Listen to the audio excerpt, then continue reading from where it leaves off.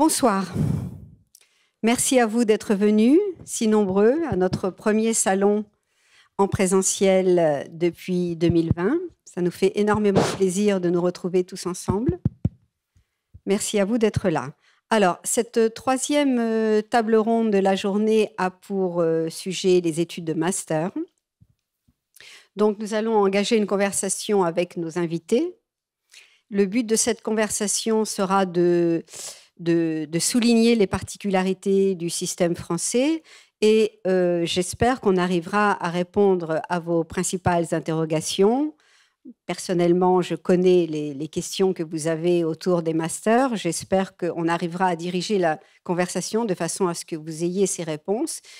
Et de toute façon, dans la deuxième partie, vous aurez vous-même la possibilité de poser des questions. Alors, je présente mes invités.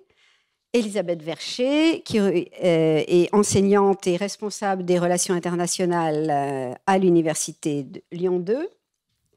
Monsieur Gardounis, qui est maître de conférence, c'est-à-dire professeur, parce que c'est peut-être pas très facile de comprendre, maître de conférence à l'Université catholique de Lille, à la faculté de droit, n'est-ce pas? Oui. Monsieur Malikoutis, qui est responsable de la mobilité internationale à l'école d'ingénieurs ENSTA Bretagne. Monsieur Boiron, directeur des relations internationales au groupe École Centrale, qui est un groupe d'écoles d'ingénieurs. Et Madame Stoilova, qui est responsable des admissions internationales du niveau master à EDHEC Business School. Donc, comme vous comprenez, on a une palette d'établissements, universités, écoles d'ingénieurs et business school, qui sont quand même trois catégories différentes, des établissements qui ont des caractéristiques différentes. Et je me présente, Patricia Savary, je suis responsable de l'espace Campus France ici à l'Institut français de Grèce. Mon travail consiste à informer les étudiants grecs sur les études en France. Je reconnais quelques têtes et vous me connaissez déjà certainement. Voilà, donc on rentre dans le vif du sujet. Les étudiants qui sont là, certainement, sont intéressés par des études de master en France. Alors, d'abord, je vous informe, vous, en vous précisant que les jeunes Grecs qui terminent leur premier diplôme à l'université sont à un niveau Bac plus 4. Les études durent 4 années pour obtenir le premier diplôme en France. Et donc, sont en général intéressés par le niveau Master 2, c'est-à-dire 5e année à l'université. Enfin, ils se posent la question, justement, qu'est-ce que je fais? Est-ce que je peux faire une demande d'admission directement en Master 2, 2e année, ou est-ce que je fais une demande d'admission en première année? Voilà. Donc, je ne sais pas si on pourra répondre à leurs questions aujourd'hui, mais ça fait partie des choses qui les préoccupent. Suite à une réforme sur les études de master qui a eu lieu en France il y a 2 ou 3 ans, le master en France dure 2 années. Avant, la sélection se faisait plutôt entre M1 et M2 à l'université. Suite à cette réforme, la sélection maintenant se fait plutôt au niveau entrée M1, n'est-ce pas? Alors, est-ce que ça change quelque chose? Est-ce que ça veut dire qu'un étudiant étranger a plus de difficultés maintenant à être admis au niveau M2 qu'avant? Alors, Elisabeth, je vous donne la parole. Il y a 2 questions en fait. Sur la question de savoir si vous pouvez être admis directement en M2, il faut savoir que ça dépend d'un côté de la discipline, ça c'est une première chose.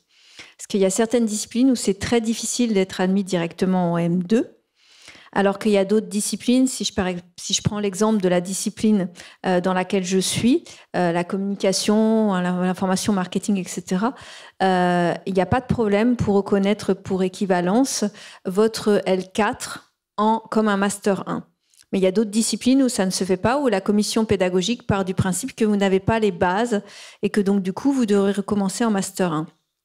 Donc ça, c'est la première question. La deuxième question, c'était, je ne sais plus sûr.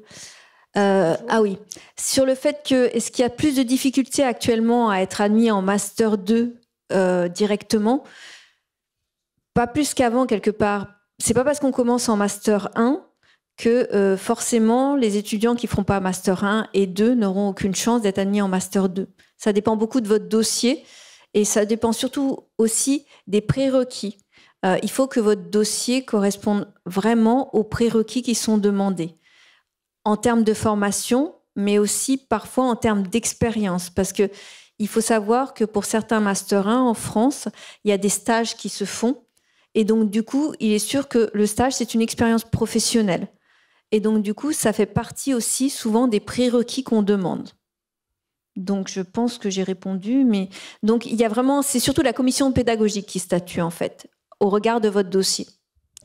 C'est plus ou moins la réponse que je donne en général. Personne ne peut vous dire avant si vous pouvez être admis en Master 1, 4e année, ou en Master 2. Personne. Moi, très souvent, c'est la première question qu'on me pose. Il est évident que je ne peux pas répondre. En général, la réponse que je donne, c'est que s'il s'agit du même domaine d'études, oui, en général, vous êtes admis en M2.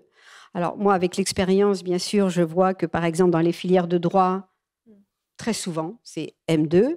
Par contre, je vois que en psychologie, c'est pas toujours évident. Il y a des explications à ça. Donc, personne de toute façon ne peut vous répondre avant. Je vois quelquefois des étudiants qui écrivent à l'université pour demander « Vous allez m'admettre en M1 ou M2 ?» Il ne faut surtout pas le faire parce que personne ne peut vous répondre avant. Et quelquefois, je vois des réponses d'université. Quelquefois, ça m'est arrivé de voir des réponses où on dit aux étudiants non, non, M2, impossible. Non, on ne doit pas vous donner cette réponse tant qu'on n'a pas vu votre dossier. Tout dépend, comme a dit Madame Vercher, de la commission d'admission du master qui va juger suivant ce que vous avez fait, pas seulement vos notes, vos matières, mais aussi votre CV, votre lettre de motivation, etc. Monsieur Gardounis, qu'en pensez-vous? Écoutez, moi, je peux m'exprimer pour les études en droit. En droit, je peux oui. vous dire qu'en réalité, quelqu'un qui a fait un Master 1, c'est la même réponse. On ne peut pas vous dire pour une raison très simple. Ça dépend du master que vous allez demander, parce qu'en fait, c'est un master, c'est un cycle de 2 ans. Donc, le responsable de formation et la commission qui l'entoure vont vérifier un petit peu le contenu de matière que vous avez suivi. Donc, s'ils considèrent que vous avez le niveau qui vous permettra d'intégrer en fait directement le Master 2, bien évidemment, ils vont vous accepter. Ils vont bien évidemment, il y a d'autres critères, comme il a été dit tout à l'heure, des prérequis. On va voir aussi la cohérence du parcours et tout ce que vous avez fait, les démarches pour rentrer dans un Master 2. Mais en même temps, rien ne peut préjuger que la réponse. Il n'y a pas de réponse très stable sur la question. Mais... Exactement. D'où l'intérêt, quelquefois, de faire des demandes d'admission en M1 et en M2 aussi. Oui, ils peuvent vous réorienter. Parce que c'est très sage de faire ça. Comme ça, c'est la meilleure façon d'être sûr d'avoir une admission. Voilà. Je vais passer directement à l'EDEC pour poser la question, pour parler des masters en anglais. Parce que bien sûr, il y a des masters en français, il y a beaucoup de masters en anglais en France, notamment au sein des business schools, mais aussi de l'université. Quel est l'intérêt de choisir un master en anglais? Quels sont vos critères d'admission? Pourquoi les masters en anglais, les formations en anglais se développent tant ces dernières années? C'est une question compliquée, mais déjà, c'est la tendance, même en France, depuis à peu près 10 ans, surtout en ce qui concerne des études en gestion, ça devient le norme. Pourquoi un master en anglais? Déjà pour les étudiants grecs que je connais très bien. L'anglais, ce n'est pas un problème, c'est aussi un standard, c'est la première langue étrangère. Du coup, ça donne une possibilité d'apprendre une deuxième langue étrangère en faisant des études dans une langue qu'on connaît déjà très bien. Pourquoi en France? Parce que la France, quand on regarde les classements des programmes en gestion, c'est vraiment une destination qui est présente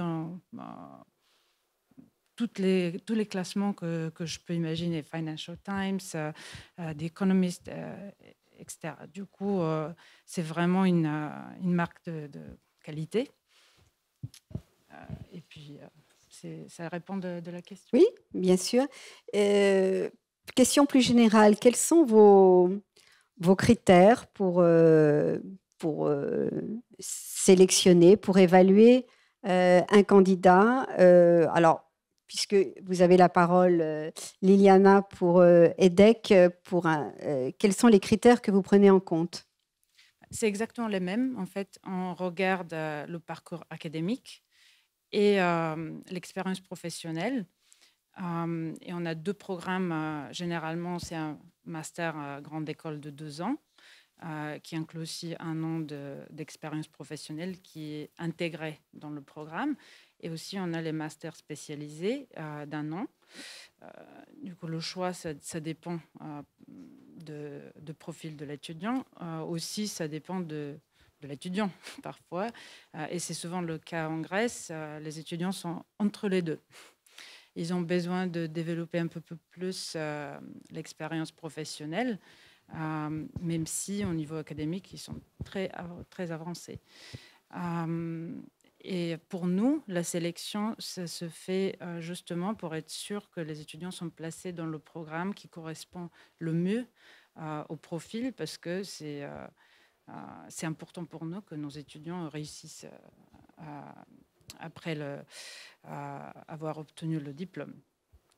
Du coup, si le programme master spécialisé est trop avancé et on se rend compte que l'étudiant pourrait avoir des difficultés de trouver un stage ou un contrat après le programme, c'est très possible qu'on va les rediriger vers le programme de 2 ans.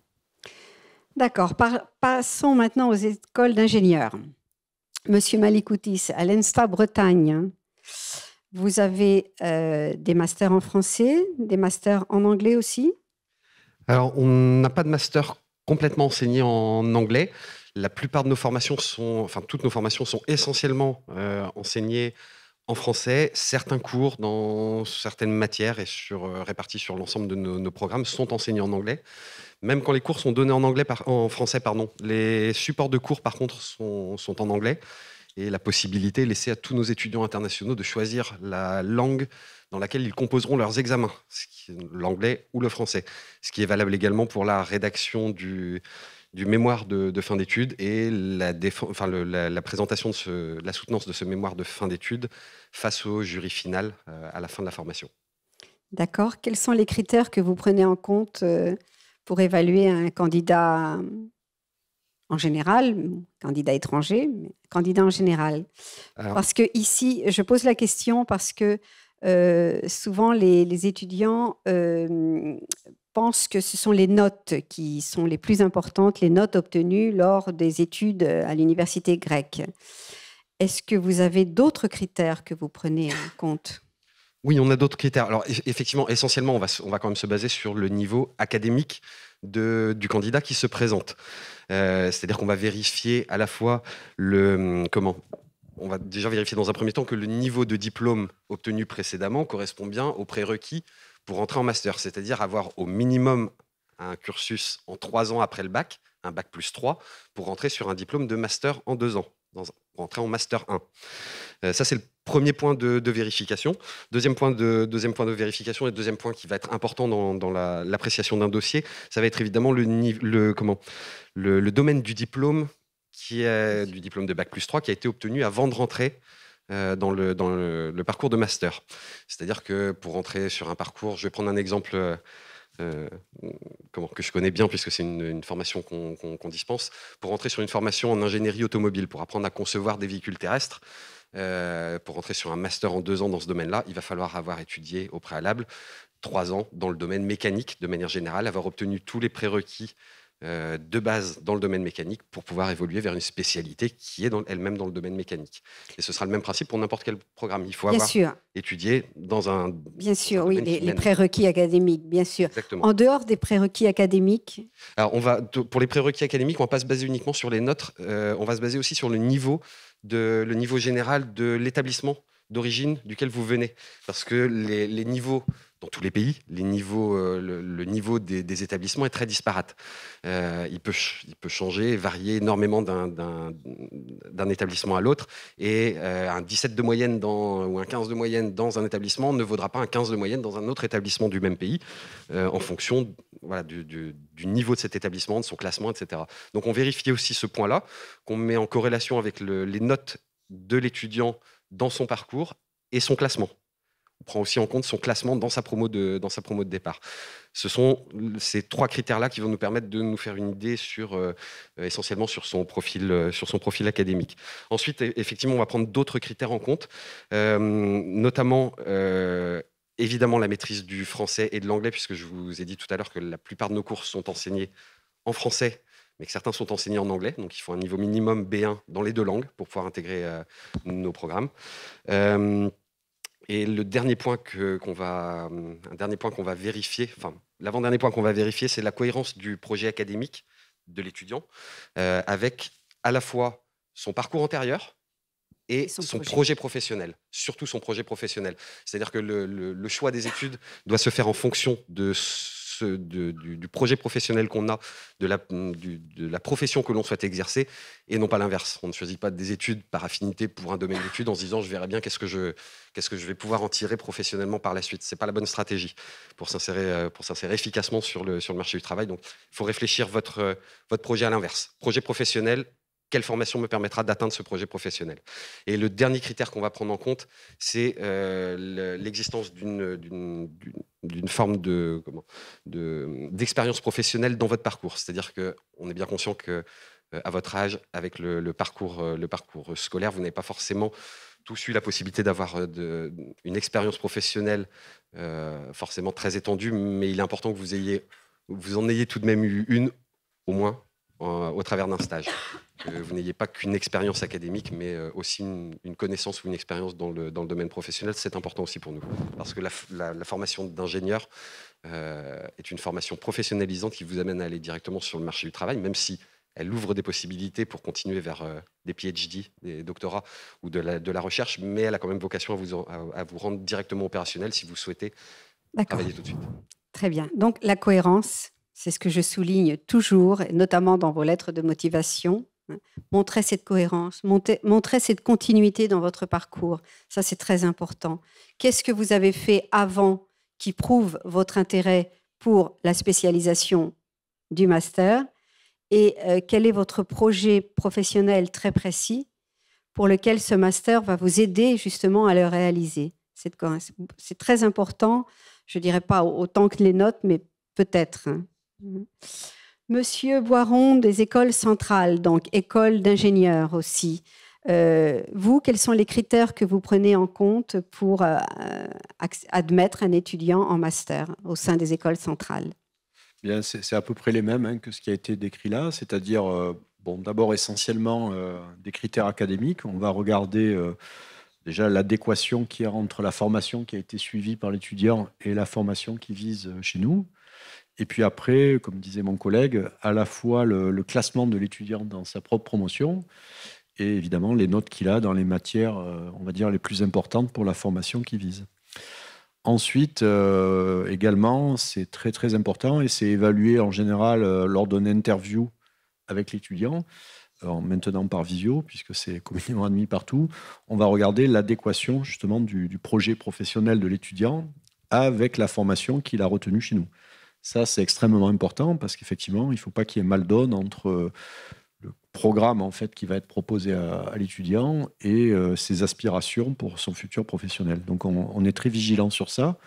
Ça permet aussi de vérifier si l'étudiant a quand même regardé en détail un peu le programme qu'il va suivre chez nous, s'il s'est intéressé à ce qu'il y a à voir. Il y a beaucoup d'informations qui sont disponibles maintenant sur les sites web. Donc, je vous encourage, quand vous candidatez sur des masters, de bien vous renseigner, de bien regarder les contenus des cours et d'être en capacité de répondre à ce genre de questions. Voilà. Très important. Oui. Ne donnez pas l'impression que vous avez choisi un master au hasard. Voilà. Les langues, en fait, on a des masters, nous, qui sont proposés entièrement en anglais. Donc là, on va regarder le niveau de l'étudiant en anglais. Justement, alors, S'il a des certifications, c'est pas plus mal. On a un gage en fait de niveau.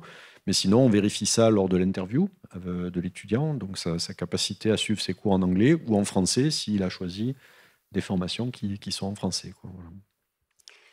Revenons vers l'université.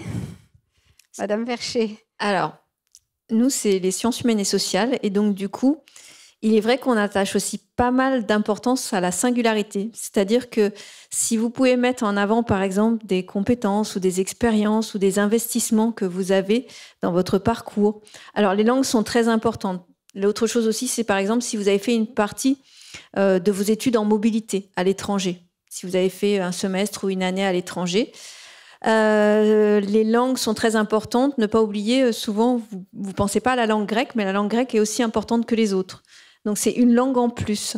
Et ne pas oublier aussi, si par exemple, vous êtes, je sais pas, vous excellez dans un sport ou vous excellez dans une activité ou vous avez quelque chose qui vous distingue vraiment des autres. Si vous vous investissez, par exemple, aussi, je sais pas moi, dans des ONG ou dans des activités culturelles, etc. Parce qu'il faut vous dire qu'on reçoit énormément de dossiers.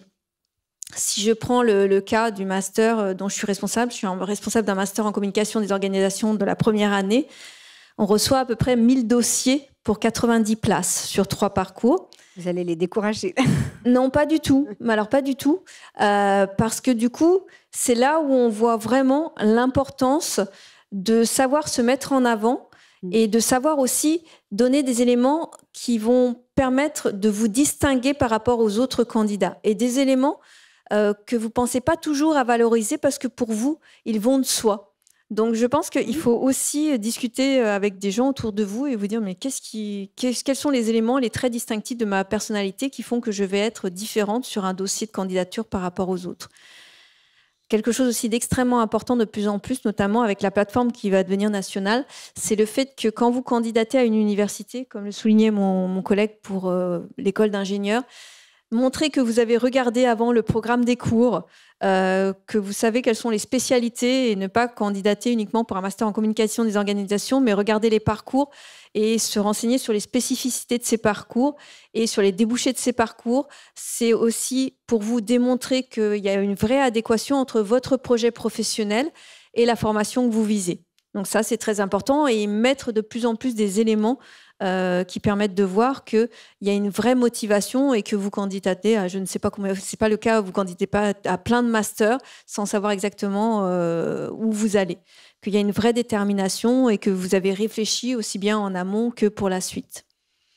Moi, je vais quand même vous rassurer, avant de donner la parole à M. Gardounis, je vais quand même vous rassurer en précisant qu'en général, les étudiants grecs qui font des demandes d'admission en master, plusieurs demandes, bien entendu, des demandes sérieuses, avec toutes ces remarques qui ont été faites et qui prennent compte de ces remarques, qui font une bonne lettre de motivation, qui ont un CV qui leur permettent de se mettre en valeur, ont des admissions. Hein. C'est pas... tous les ans, il y a énormément. À l'Université Lyon 2, ça c'est sûr. On a des étudiants grecs qui arrivent en master pratiquement toutes les années. Quoi. Oui. Dont celui que... Voilà. En général, vous avez de bonnes candidatures, mais faites bien attention à tous ces détails. Monsieur Gardounis. Pour le secteur en fait, du droit, là, je vais revenir sur un certain nombre de choses qui ont été dites parce que ce sont des éléments communs. Il y a toujours, sur chaque master, il y a des prérequis, donc il faut avoir ces prérequis pour entrer. Je dis de manière générale que pour être admis dans un master en droit, en fait, il vous faut généralement une licence ou l'équivalent d'une licence en droit. Bien évidemment, je sais très bien, parce que je suis un ancien avocat grec qui enseigne maintenant en France, je connais le 2, donc je peux vous dire que vous avez bien évidemment l'intérêt à intégrer directement un Master 2. Donc les prérequis, c'est un des éléments. Par la suite, il a été dit par presque tous mes collègues là, qu'en réalité la cohérence d'un parcours, d'une part, ce que vous avez fait avant de candidater, et surtout votre projet professionnel. Donc là où vous voulez absolument aboutir, à mon avis, il faut passer le message en fait dans la lettre de motivation. Je pense que c'est un document qu'il faut travailler soigneusement, la lettre de motivation, que la réussite à votre projet professionnel passe au travers ce master. Donc il faut montrer vraiment que vous êtes motivé pour le faire.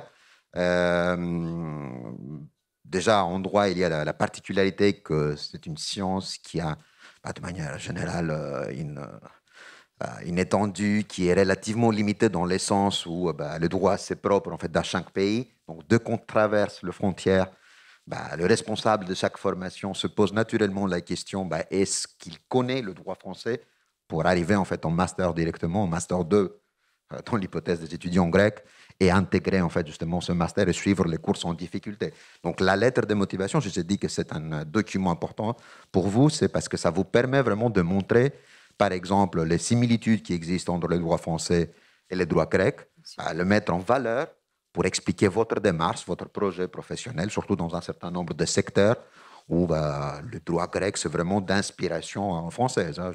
Je prends 2 exemples, l'hypothèse du droit public, l'hypothèse du commerce. C'est vraiment de secteurs où le système grec, c'est d'une double inspiration, à la fois française et allemande. Il y a quelques branches du droit où vraiment le droit français, il est omniprésent.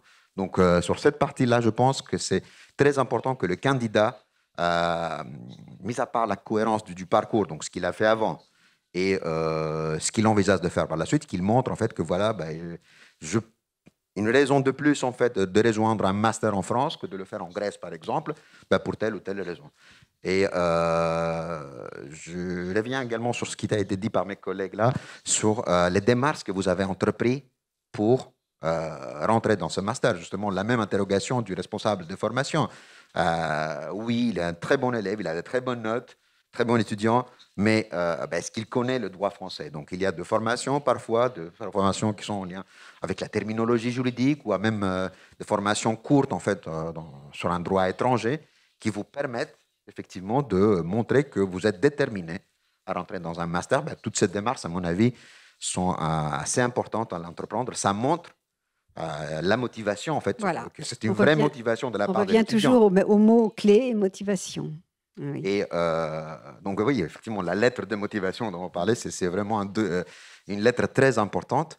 Et bien évidemment, mis à part les notes, parce que c'est parfois la quête de notes, c'est malheureusement comme ça. Et en même temps, l'expérience professionnelle, il a dit tout à l'heure pour d'autres sciences, mais aussi pour le droit. Les étudiants dans une fac, dans la fac publique d'Athènes ou dans d'autres, ils n'ont pas l'habitude de faire un stage. On attend plutôt de faire les stages qui mènent vers la profession d'avocat.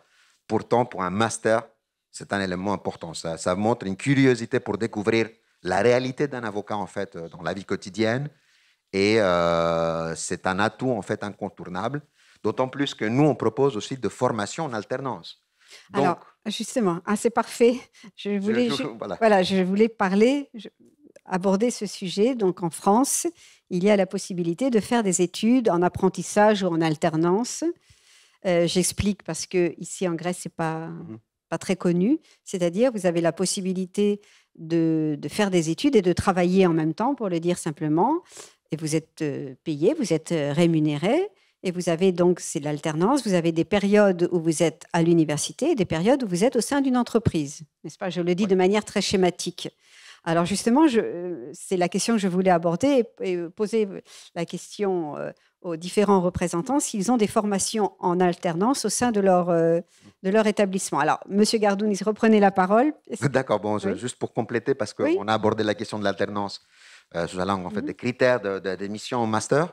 Mais en fait, une expérience professionnelle que vous avez fait pendant votre cursus, pendant le premier cycle d'études, c'est un élément très important parce qu'il révèle en fait des informations sur votre personnalité.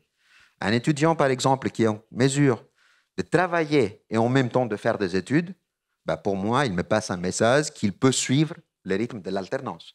Donc, c'est un élément que les étudiants grecs, généralement, ne valorisent pas assez souvent, surtout en droit, parce que leurs stages ne sont pas forcément en lien avec le master.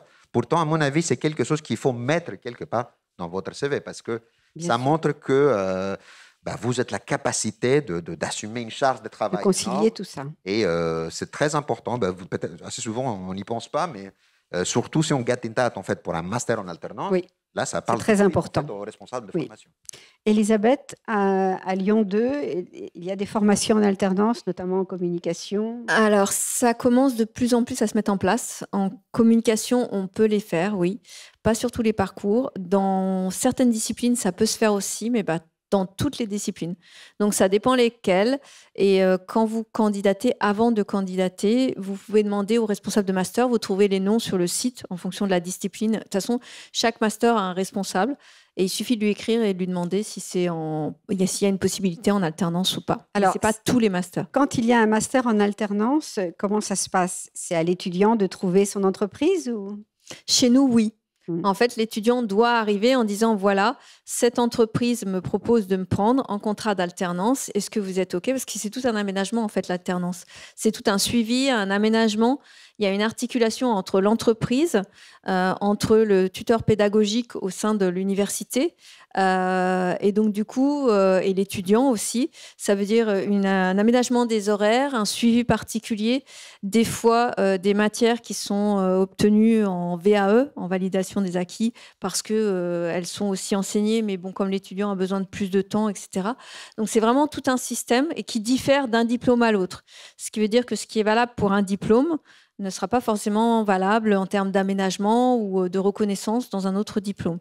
Donc, chaque diplôme a sa forme d'alternance spécifique. Bien sûr, c'est une formation qui doit être officiellement en alternance, puisqu'il y a, comme vous dites, un aménagement. L'étudiant n'est pas tous les jours à l'université. Il y a un contrat, c'est très, très encadré. Monsieur Malikoutis, à l'ENSTA Bretagne, vous avez des formations, des masters en alternance? Alors, pas sur les programmes de master, ni sur les programmes de master spécialisés. Par contre, sur notre formation d'ingénieur en 3 ans, oui, on a la possibilité... Au niveau des études d'ingénieur, voilà. Mais premier cycle, d'accord. Oui, alors je voulais juste ajouter une chose sur l'alternance. C'est vrai que c'est important d'en parler, puisque la législation française vient de changer au mois de mars à ce sujet-là, sur les contrats d'alternance. Jusqu'au mois de mars de cette année, il n'était pas possible pour un étudiant primo-arrivant en France de signer directement un contrat d'alternance. C'était pour les étrangers hors Union européenne. Mais les Européens... C'était valable, ce n'était pas valable pour les Européens? Oui. Okay. Alors, je retire ce que j'ai dit, on oublie mon commentaire. Voilà. Merci. C'est une bonne nouvelle. Je ne savais pas pour les étudiants hors Union européenne. Oui, la législation a changé. Ils peuvent c'est très bien. Maintenant, il n'en demeure pas moins qu'il y a toujours la difficulté de trouver un employeur à distance avant d'arriver. Attention, hein, oui, ça paraît, bien sûr, c'est très, très attirant, très alléchant. Bien sûr, c'est à vous de trouver l'entreprise. Ne pensez pas que l'université va vous dire, ben voilà, mon petit, tu vas lundi dans telle entreprise. En fait, c'est comme une recherche d'emploi. Mais bien sûr, après, il y a un contrat entre l'université et l'entreprise et vous. Monsieur Boiron, à l'école centrale, au sein des écoles centrales, il y a des masters en alternance? Alors, on est en train de les mettre en place en se calquant en fait sur ce qui est fait sur le diplôme d'ingénieur, où ça existe depuis assez longtemps. Et on a en fait plusieurs modalités d'alternance. C'est ça un peu peut-être la particularité qu'il y a chez nous. Il y a l'alternance classique qui se fait en entreprise. Et puis on a mis en place depuis 3-4 ans en fait tout d'abord une alternance recherche. Donc, c'est-à-dire que l'étudiant va être placé dans un laboratoire. Au lieu d'être dans une entreprise, ça sera un laboratoire. Et donc il va conduire un projet de recherche avec l'aide bien entendu des chercheurs de ce laboratoire-là pendant les 3 années. Et puis, ce qui a un succès assez certain, on va dire chez nous, c'est l'alternance en entrepreneuriat, qui en fait est un accompagnement qui est proposé à l'étudiant pour développer dès son entrée dans l'établissement un projet, on va dire, de développement d'une entreprise. Voilà. Alors, soit l'étudiant a déjà une idée précise du projet qu'il veut conduire, et donc on l'aide à maturer ce projet-là et à monter son business plan. Alors, à vrai dire, peu importe que le projet aboutisse ou pas, à la fin de 3 années, c'est l'initiative et surtout tout le processus, on va dire, d'accompagnement de l'étudiant pour monter ce projet-là. Et qu'est-ce que je voulais dire? Et donc, pour le master, on a un master qui est un master en anglais, qui est un master national, et sur lequel on est en train de mettre en place le même système. Voilà. Très bien. Et à l'EDEC, est-ce qu'il y a des possibilités de faire un master en alternance? Oui, nous avons un parcours dans notre master grande école du coup de 2 ans en gestion. Et après le premier semestre, les étudiants peuvent choisir, et en fait le premier semestre ça se déroule à Lille, mais pour le deuxième, pour la suite, ils peuvent aller à Paris et continuer en alternance. Et chez nous, quand même, on aide les étudiants à trouver un contrat. Vous les aidez à trouver un contrat. On a un centre de carrière et ils ont déjà des contacts depuis des années avec des entreprises sur Paris. Par contre, ce n'est pas garanti parce que ça dépend quand même du profil de l'étudiant. C'est l'entreprise qui décide, qui a le dernier mot, bien entendu. Exactement. Du coup, pour tous les étudiants qui n'arrivent pas à signer un contrat, ils vont continuer dans le programme classique. Par contre, je voulais dire, pour les étrangers, c'est une très bonne nouvelle parce que tous les étudiants maintenant internationaux peuvent y accéder. Par contre, la langue française est essentielle. Bien sûr. Nous avons des étudiants internationaux qui ont trouvé des possibilités uniquement en anglais, mais c'est rare. Ça reste l'exception. Bien sûr. C'est aussi valable d'ailleurs pour un stage au sein d'un master, même si c'est un master en anglais, mais quand il s'agit de faire un stage, c'est vrai que quelquefois c'est compliqué si on ne parle pas français. Le niveau requis, c'est entre B2. Ça dépend et c'est quand même c'est essentiel de pouvoir communiquer en français avec les collègues. Bien sûr. C'est pas forcément un français très élevé selon le non, il faut travail, pouvoir communiquer. Mais ça peut être. Ça dépend de poste. Alors bien sûr, l'avantage des études en alternance, bien sûr, c'est le fait d'abord d'être rémunéré pendant ses études, mais est-ce que ça donne un plus à l'étudiant quand il a son diplôme pour ses débouchés professionnels? Pour nous, dans tous les cas, l'expérience professionnelle est essentielle. Du coup, c'est soit requis avant le programme, soit c'est intégré dans le programme, même si ce n'est pas en alternance. On a, comme on a dit tout à l'heure, on a un an qui est dédié à l'expérience professionnelle. Par contre, étudier et travailler en même temps, c'est différent. Je crois que ça donne une autre perspective. Bien sûr. Pour les études théoriques et aussi on peut directement appliquer les concepts qu'on a appris il y a une semaine. Bien sûr. Et on a appris différemment. On se trouve dans une situation on a une mise en situation de travail qu'on ne connaît pas quand on est dans les études classiques. Vous avez quelque chose à ajouter sur les études en alternance, Monsieur Boiron? Je peux dire, je peux témoigner sur ça, c'est que c'est une mise en responsabilité de l'étudiant de faire une alternance. Et très honnêtement, on voit la différence, C'est-à-dire, chez nous, dans le domaine de l'ingénierie, entre un étudiant qui est en alternance ou pas, c'est pas les mêmes étudiants, Très différent. Très différent. Si je peux juste rajouter, dans mon domaine à moi, il arrive souvent que les étudiants qui sont en alternance continuent ensuite dans un contrat à durée déterminée ou indéterminée. Au sein même de l'entreprise où il était, donc bien c'est sûr. souvent aussi un tremplin pour Bien l'emploi, sûr. pour certaines entreprises, une sorte de pré-recrutement qui fait qu'ils ont le temps de voir si ça fonctionne ou pas, et que donc à l'issue de leurs études, les étudiants sont embauchés dans l'entreprise dans laquelle ils étaient en alternance. Si l'entreprise est satisfaite, elle n'a aucune raison de ne pas garder ensuite l'étudiant, bien sûr. D'autant que ça rajoute, ça implique pour l'entreprise qui vous recrute en alternance un investissement qui est conséquent, non seulement financier, puisqu'elle va vous rémunérer et payer vos droits de scolarité, mais aussi un investissement en temps, puisqu'il va falloir affecter un tuteur qui va vous suivre, qui va prendre du temps sur son temps de travail pour vous former et pour encadrer votre travail. Donc ça représente un investissement qui va s'étendre sur une durée de 1 à 3 ans en fonction, là on a parlé de programmes de master en 2 ans, nous c'est sur des programmes de formation d'ingénieur en 3 ans. Donc sur une durée de 1 à 3 ans, ça représente un investissement qui est vraiment conséquent pour l'employeur.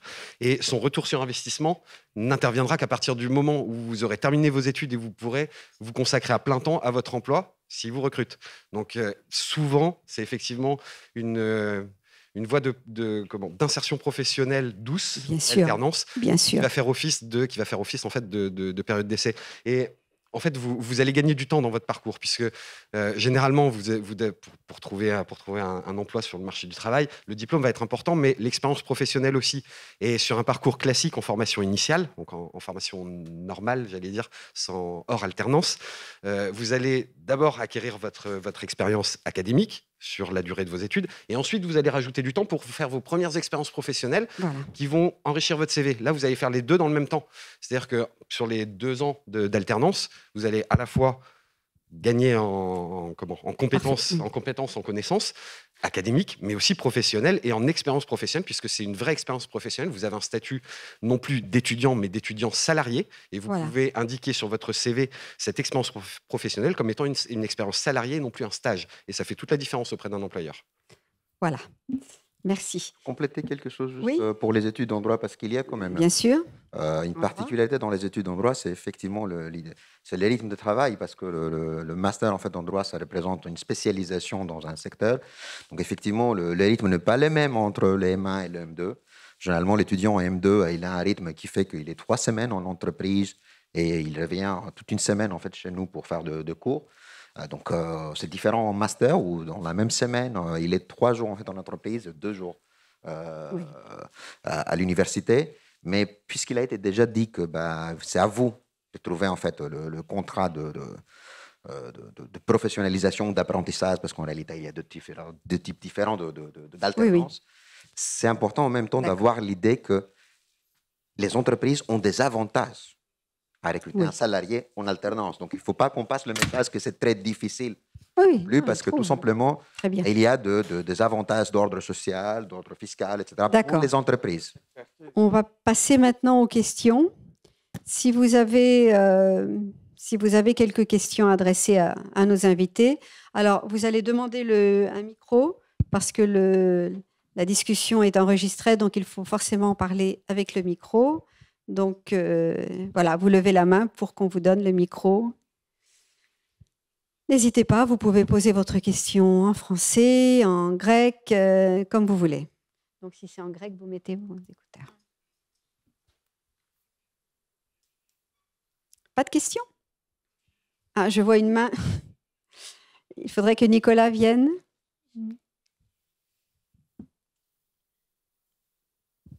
Bonjour. Est-il obligatoire d'avoir un contrat, avec l'entreprise que je travaille, par exemple, dans le programme d'alternance, ou est-ce que je dois choisir de ne pas avoir le contrat avec l'entreprise, l'université, moi? Si vous voulez faire des études en alternance, oui, il faudra trouver une entreprise et avoir un contrat. Est-il obligatoire? Est-ce que je peux choisir autrement? Non, bien sûr, vous pouvez choisir des études classiques. On a juste parlé là des études en alternance parce que c'est une caractéristique française et que c'est intéressant de vous les présenter. Mais la plupart des masters, je dirais 90% des masters, ne sont pas en alternance. Ne croyez pas qu'en France, tous les masters sont en alternance. On vous a juste présenté cette possibilité. Si vous décidez de faire un master en alternance, dans ces cas-là, oui, vous devez trouver une entreprise et vous devez signer un contrat. Mais bien sûr, ça reste très, très rare. Hein? Peut-être pour lever toute ambiguïté, ça peut être le même master. Un même master peut être fait en alternance ou, si vous choisissez, de le faire classiquement. Voilà, vous avez les deux possibilités. D'accord, merci. Et d'ailleurs, il n'y a pas forcément dans tous les domaines l'alternance. Hein. En lettres, par exemple, en philosophie, il n'y a pas d'alternance. Même en psychologie, je crois. Enfin, je ne sais pas. Donc, question.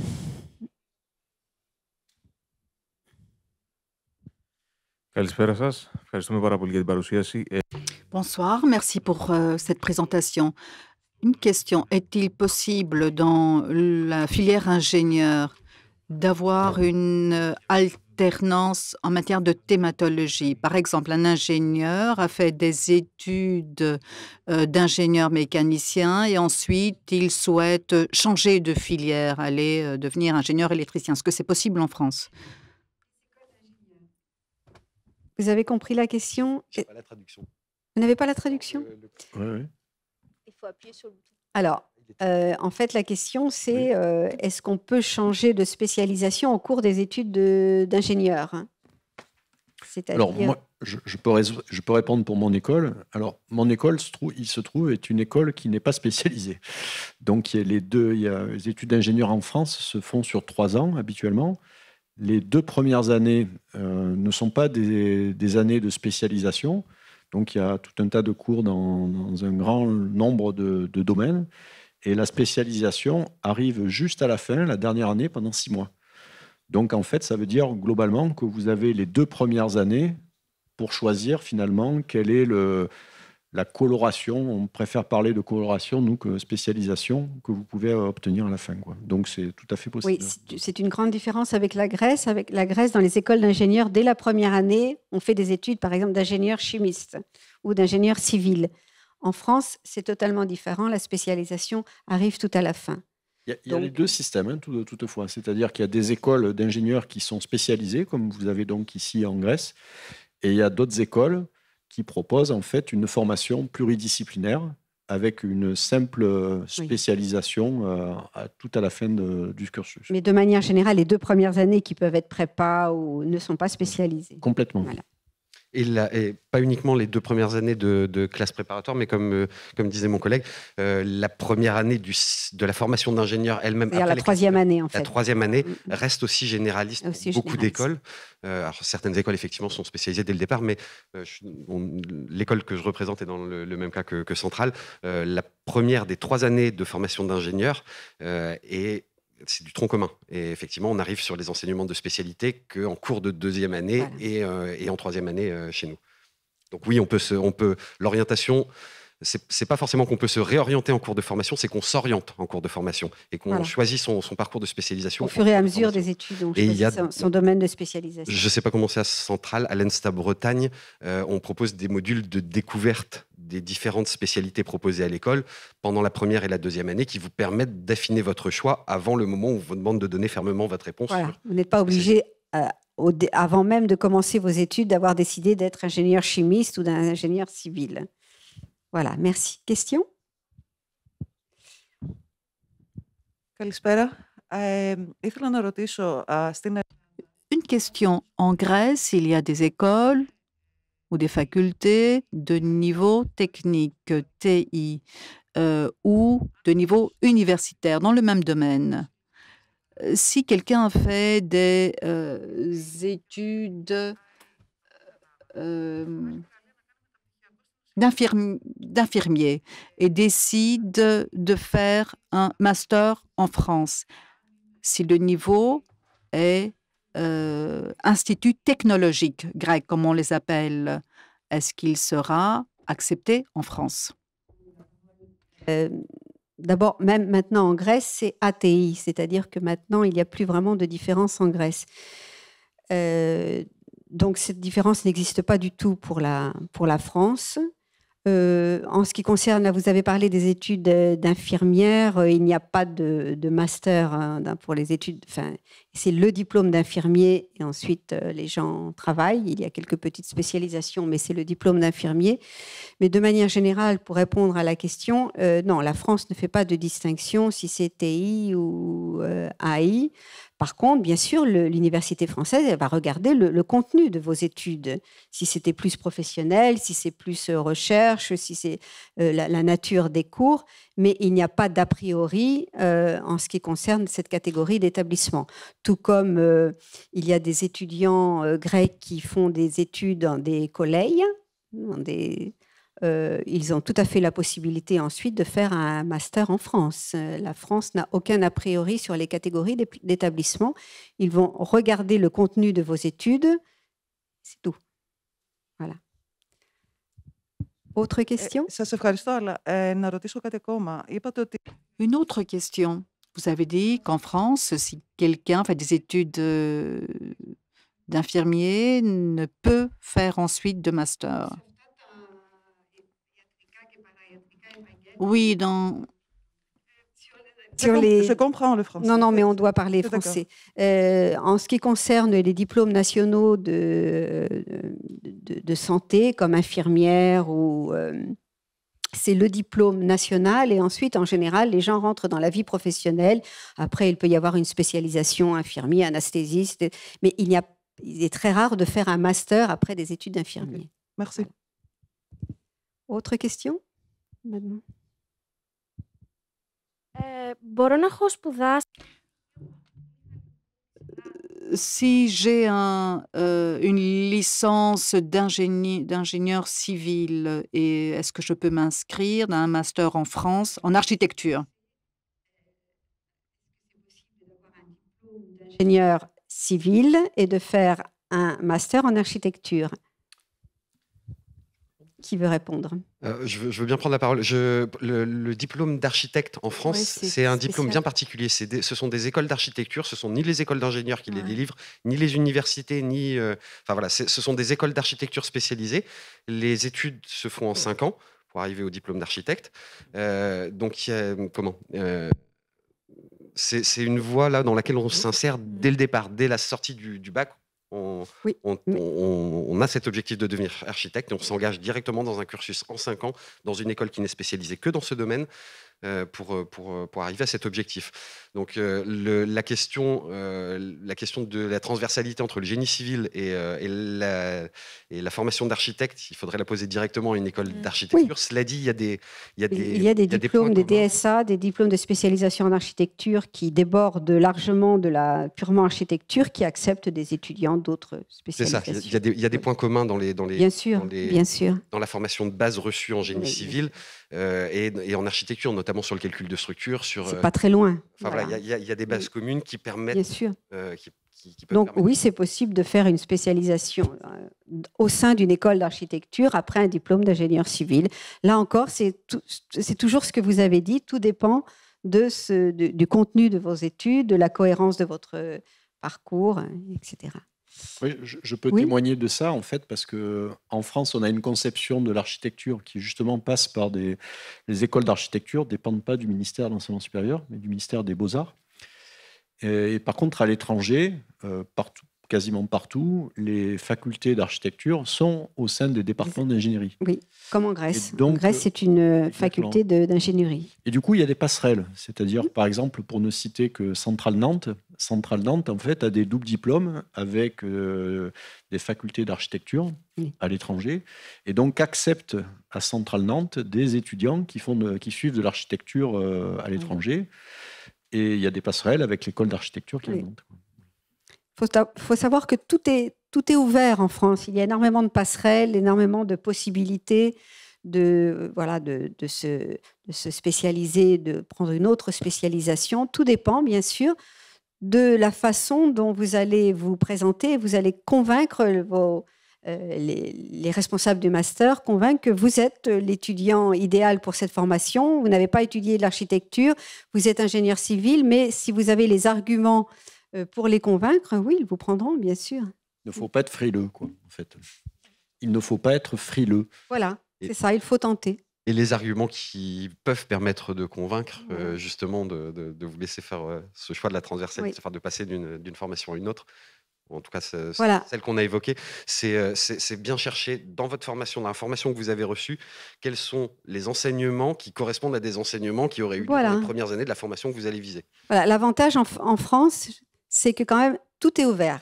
Il n'y a pas d'a priori, on ne vous dira jamais c'est exclu avant d'examiner votre demande et votre dossier.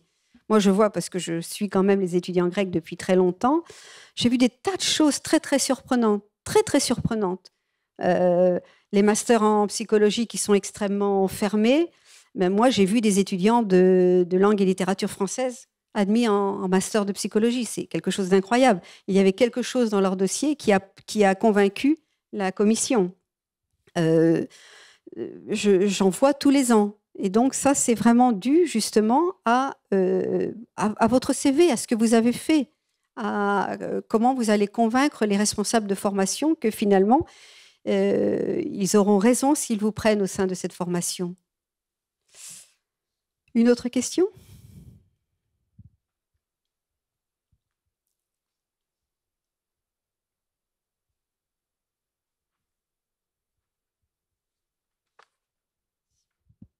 Bonsoir. Je voudrais faire une question un peu spécifique sur le Campus France, sur la rémunération des études. J'ai trouvé une bourse d'études qui pourrait me concerner, mais j'ai des questions parce que la date limite de candidature est le 28 février et la date de candidature, d'admission au master commence en mars. Et il demande avant une preuve de contact avec l'établissement français. Donc, je voudrais demander... Oui, vous parlez de quelle bourse, là? De la Fondation Donassis. Ah, c'est une bourse grecque, d'une fondation grecque. Oui, alors là, c'est toujours une question, mais en général, avec la Fondation Onassis, il suffit d'avoir échangé des mails avec l'université. C'est considéré comme une preuve de contact. Oui, parce que les universités françaises, en effet, les demandes d'admission au sein des universités françaises ne commencent pas en général avant le mois d'avril.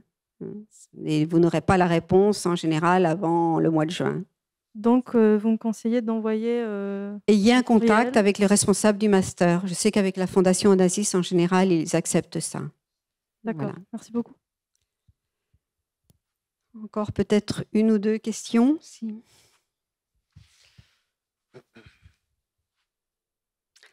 Alors, si on n'a pas de questions, moi, je vais profiter du temps qui nous reste pour poser une question un petit peu générale.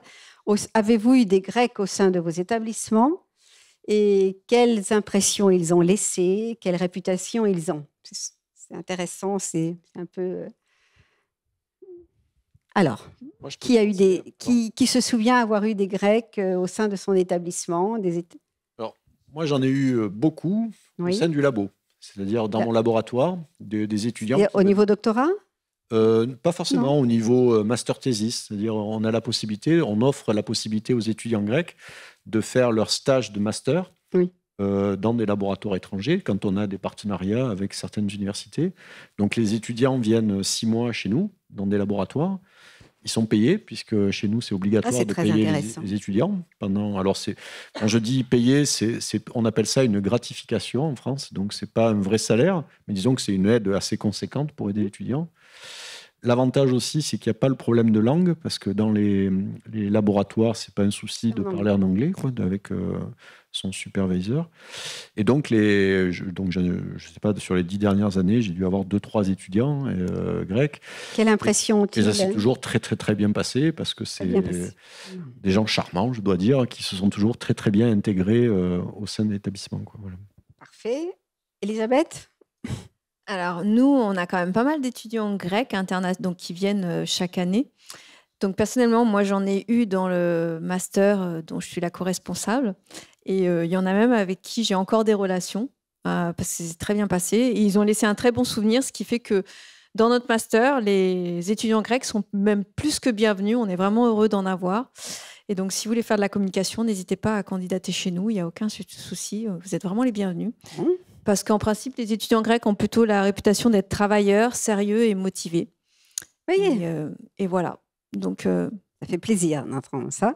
Liliana, est-ce qu'il y a des Grecs à l'EDEC?